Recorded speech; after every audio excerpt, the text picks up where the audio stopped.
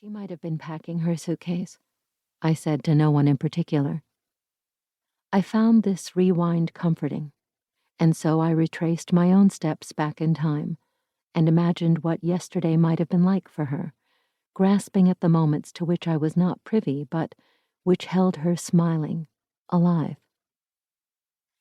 21 years later, on a waning afternoon in August 2006, I followed Jane Smith out of the Maine State Museum to the bronze statue of her only child. Lush birch trees filtered the weary rays of sunshine on the likeness of a little girl with shoulder-length hair and a toothy grin. The girl, dressed in a polo shirt, jeans, and tennis shoes, held a peace dove in her outstretched hands.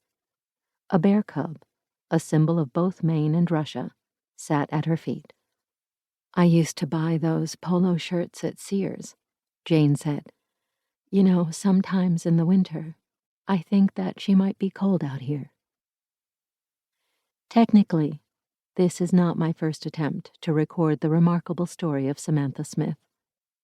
On hearing the news of her tragic death, I wanted to do something to preserve her memory, so I started a collection of newspaper clippings about her from as many Soviet newspapers as I could locate. I glued my findings into school notebooks, and by the time I was 12, my collection fit into 7 of them.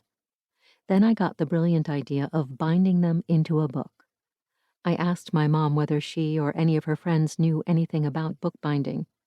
On learning that they did not, I embarked on the project on my own. Taking apart an old math textbook, I imitated its design. I used 2 large pieces of cardboard for the book covers and the book spine. I maneuvered my scissors to carefully cut the brown vinyl my mom had procured from her co-workers and folded it neatly over the covers. For several hours I holed up in my family's only bathroom, using a washing machine as a workbench. Finally, my finished project, a thick brown scrapbook, was ready to be set under a stack of textbooks to dry flat. While not aesthetically pleasing, it was very functional and kept my entire collection together.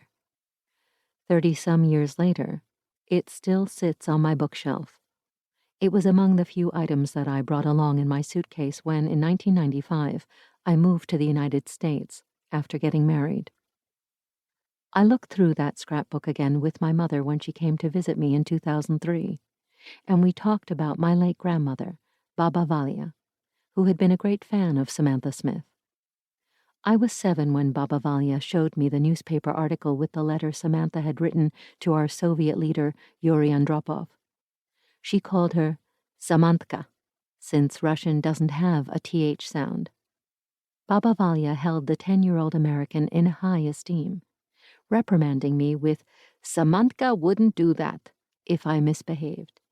She felt that Samantha Smith was an example worth following. That evening, after my mom went to bed, I typed Samantha Smith into my online search engine.